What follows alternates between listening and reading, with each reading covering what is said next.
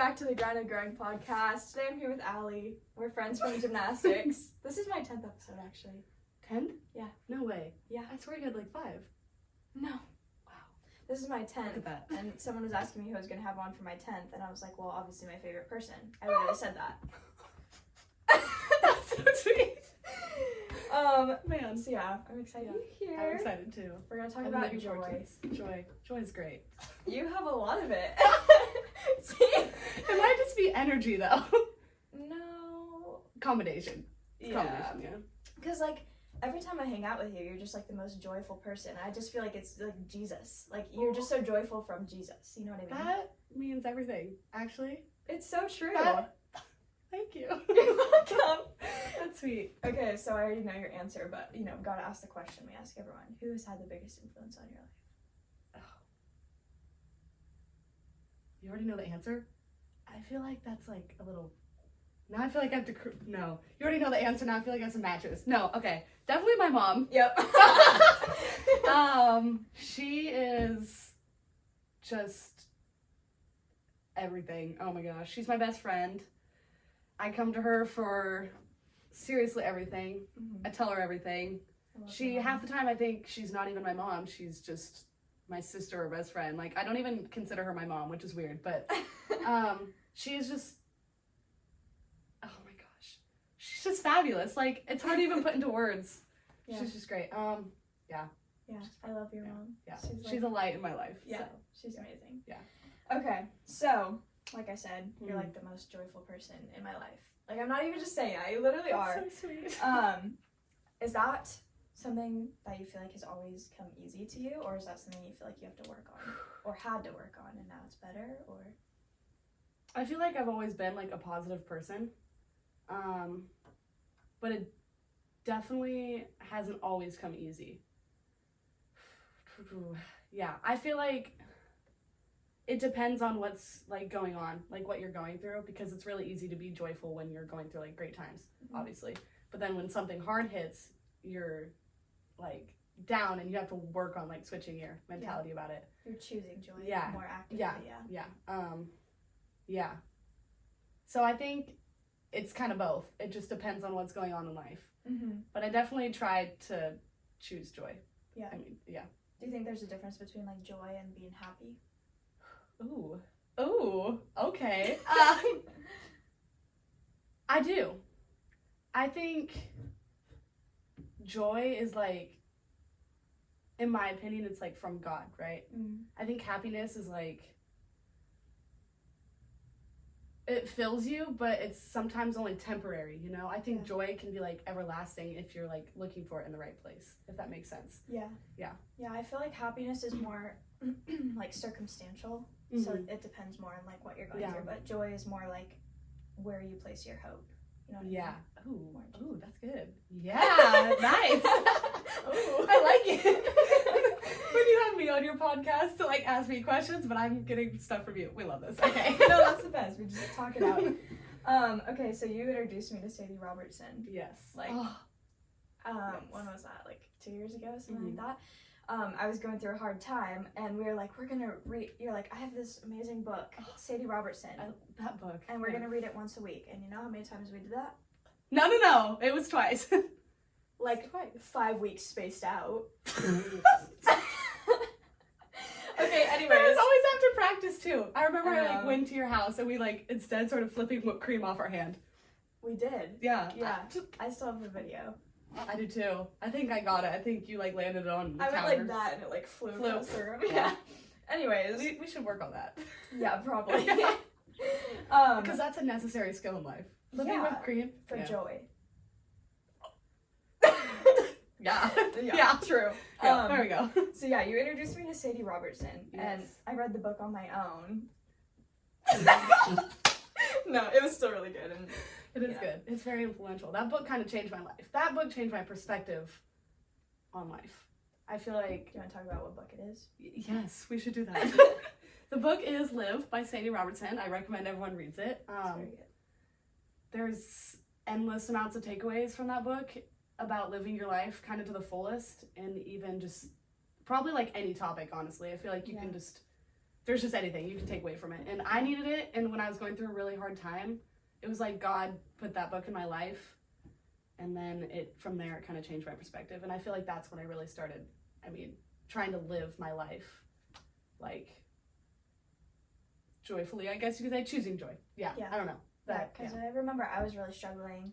I don't remember what about. I think I was just, like, in a hard spot, and you told me, like, when I was in a hard spot, this book, like, gave me so much perspective and, like, helps me so much, so you should read it. And I wouldn't say that book necessarily for me was, like, a turning point, but I think just finding, like, finding Sadie was a turning point, because she's very influential.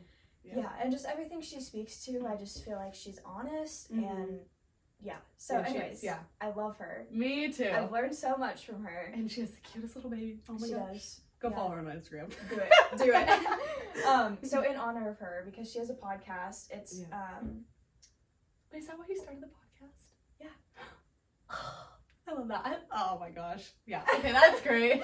So her podcast is the Whoa That's Good podcast. Go listen to it. But she starts every question or every episode with what's the best advice you've ever been given? We both were like it took me a second, but yeah.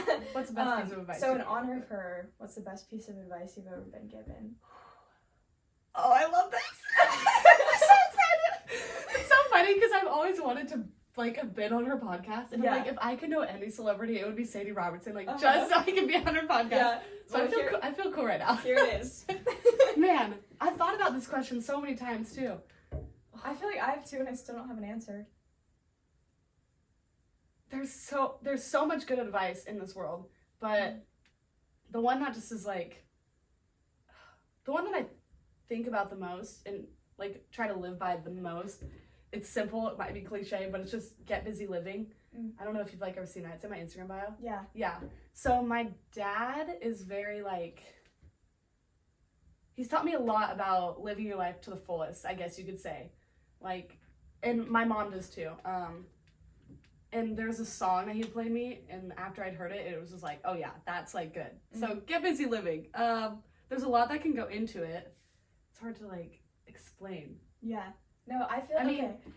You know how Sadie always says the advice that they give is how they usually live their life? Yeah. That is so yes. I'm glad that is so you.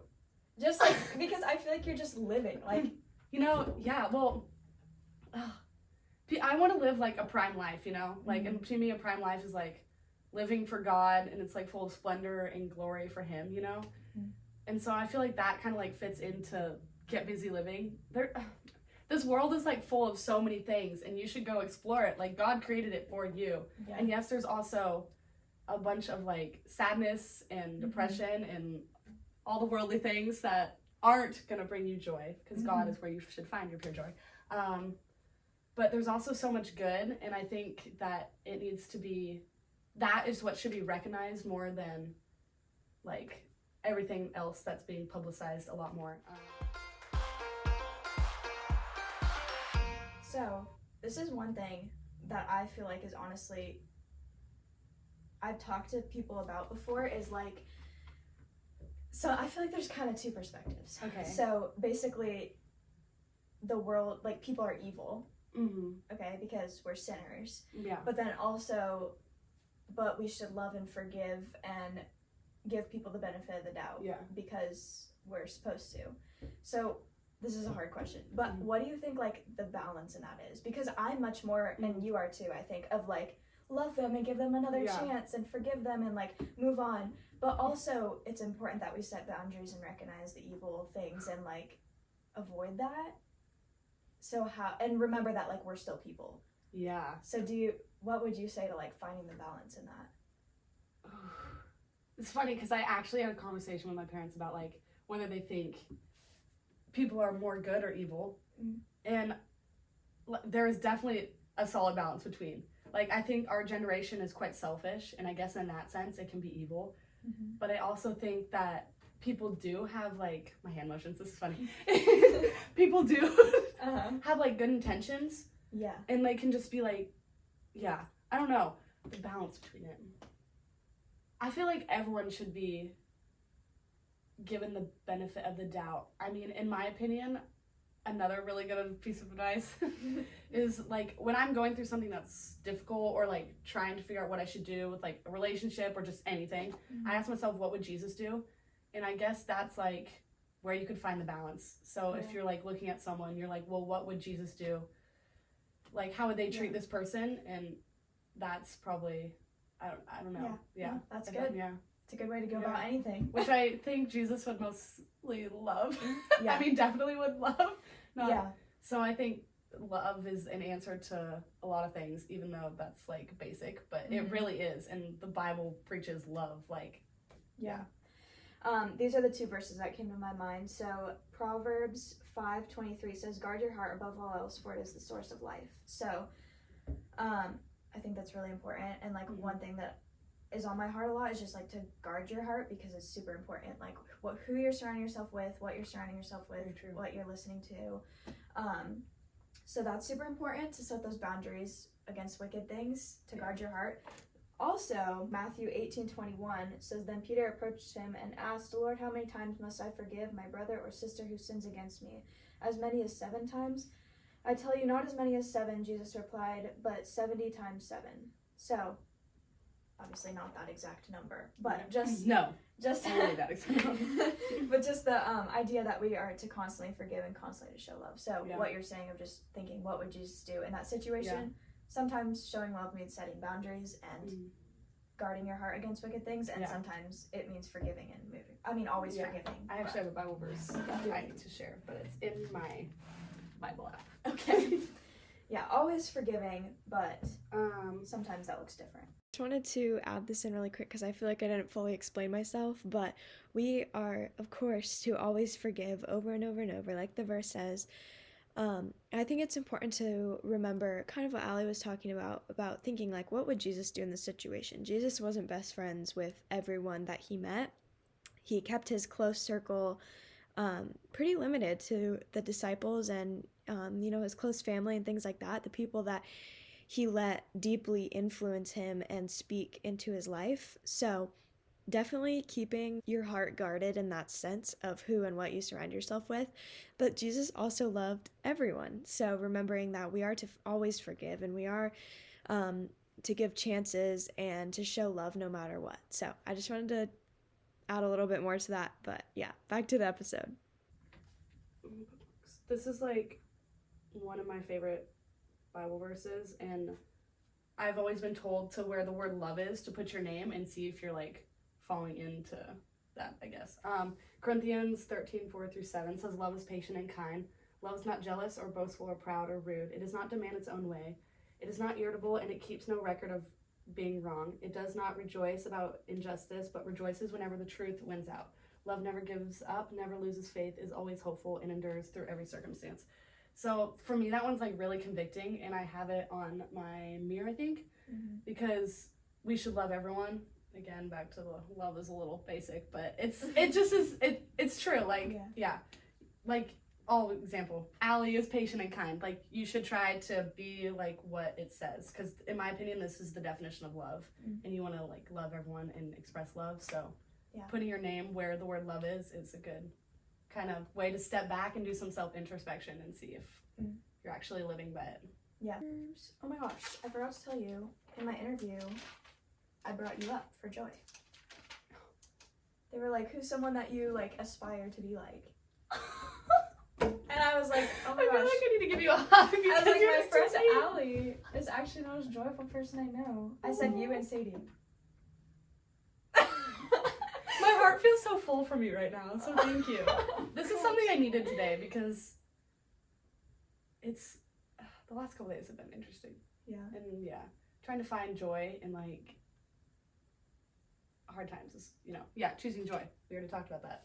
But it's funny because I feel like today was actually a God thing, and I needed to be reminded of what I always preach. So so thank you. Of course. Yeah. Everyone struggles, and I think it's just in perspective. Like, people don't step back and always realize like they're not the only ones struggling, and like other people are struggling too. And I think that's where the kind of get busy living part can also come into play, is because you don't recognize what other people are going through. And so sometimes there's like comparison and jealousy that creeps in. Yeah. And then it just kind of kills your joy. Like, in my opinion, comparison and jealousy is like the great devil, right? Like, it just takes that joy away from you. But when you step back and look at a fuller perspective of life and living and seeing things from other people's perspectives, it's easier to, like, I don't know, get busy living. Yeah.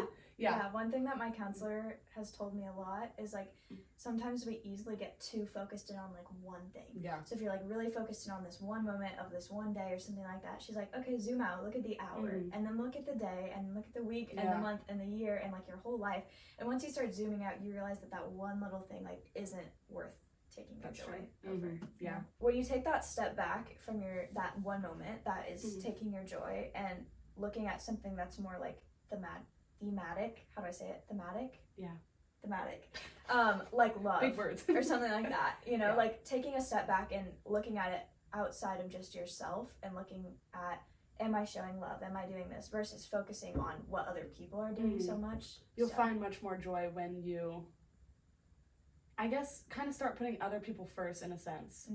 Because I feel like I can lose joy really easily when I start, like, drowning in self-pity and thinking about myself, because then I just start thinking about, like, all these, like, my problems, when in reality, like you said, stepping back and looking at it, it's probably not that big of a deal. Yeah, and looking at, like, what they did to you, what they said to you, how they acted, versus, like, wait, how did I actually act in that but situation? when you look at other people's situations and, like, I guess start hyping them up, it also brings you joy. So it's, like, dual, because it's a two-way street, because it brings you joy and them joy. Of course. Of course.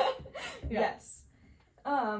So what are some of the practical, you kind of talked about putting verses up and stuff, but what are some of the other practical things that you do to remain joyful, and how do those help you in difficult seasons? Spending time with God is the biggest one. And I've realized this year how much falling in love with him, like, really will do for you. Like, it does a heck lot. Like, I see him in everything I do now, and it's crazy. Obviously, like, I'm a really strong Christian, but I wouldn't say that I really started seeking out God for myself honestly until, like, a year ago. And in that year, there's been a drastic change in just, like, everything. So I think spending time with God is the easiest thing that's going to bring you pure joy. Worshiping also brings you pure joy. Surrounding yourself with people that are godly brings you pure joy. And honestly, even people that aren't godly, and you can be a light in their life to, like, bring them closer to God, like planting a seed. I think, honestly, you can make anything bring you joy. It just sometimes depends on your outlook. Yeah. And having a balance with everything, definitely. Yeah, balance is important. Balance is important, yeah. Worldly stuff can bring you joy too, but it's going to be temporary. And then you're going to keep trying to fill it with more worldly stuff. And that's more happiness stuff. Happiness.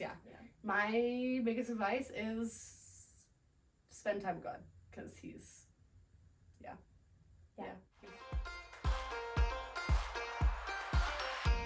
Back to your mama. Oh, Mama Kooch. Yes. So I've always loved your relationship with your mom and how you two get along. So what is something, it's going to be a lot of things, but what are some things that come to mind that she's taught you? Oh my gosh. Maybe, like, directly, and then also just, like, in the way that she lives her life. Okay, there's so much she's taught me. That's good. I think dancing with Jesus is, like, a big one. My mom wakes up every single morning and, like, spends her time in the Word. And, like, she does it before all of, like, her kids get up. And it's, I don't know, like, it just starts her day off. And it's cool to me that she does that. She lives her life very soulfully, like, based around him. And it's cool because, like, when you look at her, you're like, wow, like, that's a godly woman, right? So, yeah, dancing with Jesus, she worships a lot, and we have dance parties in the car all the time, and just in our kitchen. My mom's moves, they're elite. So I think that's, like, something.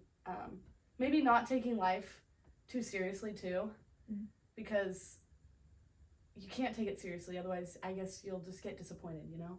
Yeah. Living big. There's a lot. Hard work always pays off.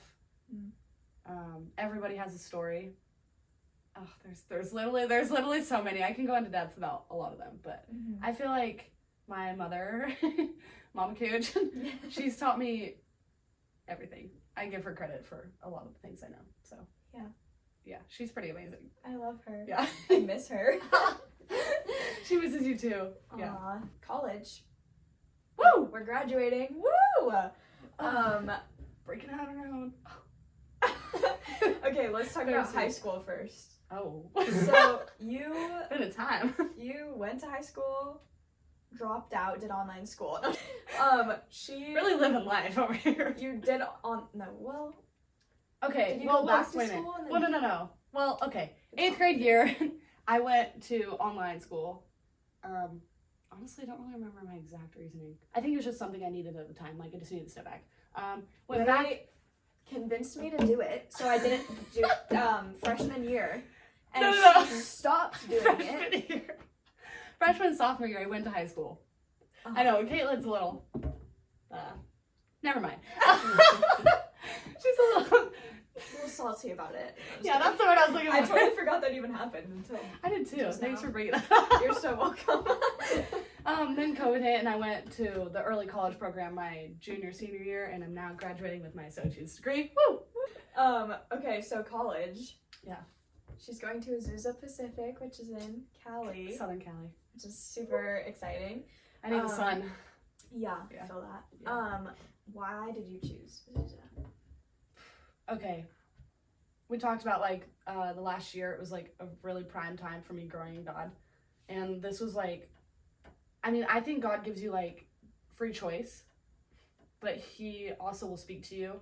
And like, yeah, anyways, it was very clear for me that God wanted me to go to Azusa. So immediately I was like, I'm going there.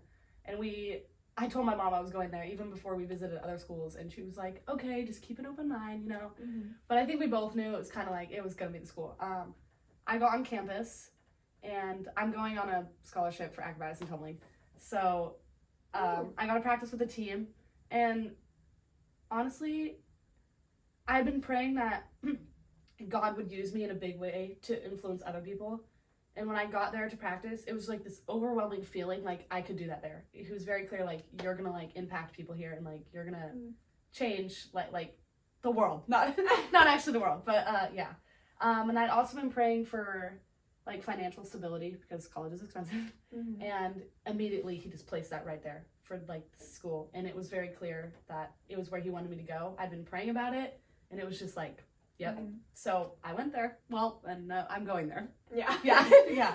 So God thing. And I thank him for it because, yeah.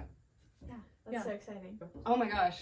Do you think cheese is good? Wait, do you think pizza's good without cheese? No. Gosh, it The totally cheese is the best part. is. No. No, it's not. Are you a sauce person? Yes. Get out. Literally get out. Bye. Let me just hop away. Also, she literally has a broken foot. Show your cast. She's a beauty. I do have a broken foot. It's a good time. We love it. Yeah. Yeah. Okay, let's talk about gymnastics. So, Gymnastics. we did gymnastics together. Woo! For only 2 years, which is really weird. It is. But I feel like I've known you for like a whole lifetime, so. Well, we've known each other for longer than 2 years. Yeah, but it's just, I feel like I've just known her since like in the womb. No, not actually. Oh! We're twins. Why was so Because we shocked look by that. related. You know what's so funny? I don't Is think we're we like look related. really close, but we're complete opposites. We are complete opposites. Which is so, like, but we never argue or, like, No, we don't. Well, I feel like because our morals are the same. yeah. Like, we like have boundaries and like, yeah. Yeah, that makes Yeah. sense. But I mean, have I? No, I don't think I've ever even been mad at you. I don't think I have either. No. Only once. No, I'm just kidding. Just kidding. What is this? Just kidding. No, I haven't. Okay, but we did gymnastics gymnastics. together. Yeah. How's gymnastics affected you? Well, like my mother, I think it's taught me a lot. I think it's grown me as a person. Like my mother. Like my mother, Mama Kooch. Call her Mama Kooch. I don't know, there's a lot. It's a very hard sport, and I feel like people don't realize how hard it is. Like, Yeah. unless you're in it. mentally, and not even physically, people realize it's physically hard, but mentally it's like It's the hardest part. exhausting. Yeah. Yeah, and that is the hardest part, for sure. I mean, we don't need to go into details fully about that, but I think it's definitely made me stronger. And it's also something that's helped change my mindset a lot about things. I used to underestimate, like, the things I could do. But because of gymnastics, I've learned, like, I'm fully capable of doing that. Yeah. Yeah. Yeah. So I think honestly, it's a love-hate relationship. Yeah. But I feel like a lot of things are love-hate relationships. Yeah. And I think that it's the things that have taught me is, like, been the biggest takeaways. And even though there's been a lot of pain from it, it's still a big blessing in my life. Yeah. How do you feel like it's grown you spiritually? Well, there's been a lot of relying on God, because it's hard physically and mentally. A lot of prayer and a lot of trust, actually, because it's easy for things to go wrong in gymnastics. Yeah, you don't want to die. Yeah. So you have to put a lot of faith in Him, and I've always prayed for a lot of strength to like get me through each day. And you have to take it one day at a time, honestly, because if you're, spiritually, it's also made me closer to God.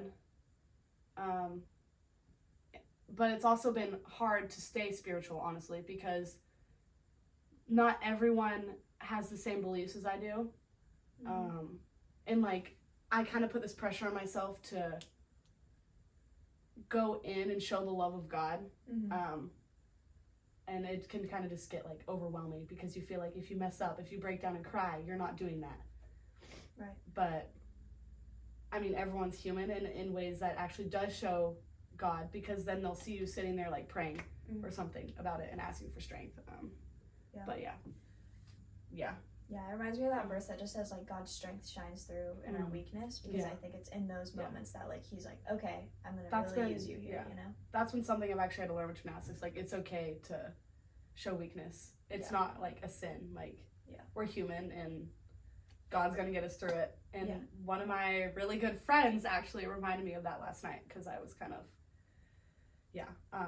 God will carry you through the hard times. If you trust Him and you give it all to Him. Good. For people who are, this is going to be my question. Okay. For people who are non-believers, how do you think they have joy or happiness, and how do you think they should find their joy or happiness if they don't have God? Like, what do you think? Well, I think that God is the only thing that can supply, like, true everlasting pure joy. Right? Yeah, everlasting. Yeah. But I think that people who are non-believers find happiness in things, and those things run out, and then the worldly things. and I think that we do that too a lot more than we'd like to admit, finding those things. But the difference is that when those things run out for us, when those things fall short, then we have God to fall onto. And then He brings us back to, like, realization of, He's, like, the actual source of where our joy should be. So I think that's the difference. So I think for non-believers, I can imagine that it feels like you get stuck, and then that's when you fall more into depression, because there's nothing. And trying to fill it with things that. And there's nothing that does fill it. Like, it fills it, and then it goes out, you know? So. God, Jesus. In the end, God and Jesus, woo! They win. Jesus wins in the end. Yeah. So hopefully you guys followed along with that, and hopefully got something out of it. We talked about a lot of good things. We're just very scattered, but I think it was good. Yeah, it was good. And thank you for having me. This is something I needed, so. Thanks for coming. Anytime. Caitlin's a gem. Aww. If any of you know her, keep her forever, because she's amazing. And she's also a very godly woman, and when you look at her, you're like, Thanks. I love you so much. And thanks for coming on. Yeah. Thank you. Bye. I'm feeling on top of the world, like nothing's ever gonna bring me down. This feeling got me flying high as a bird. I may never touch the ground.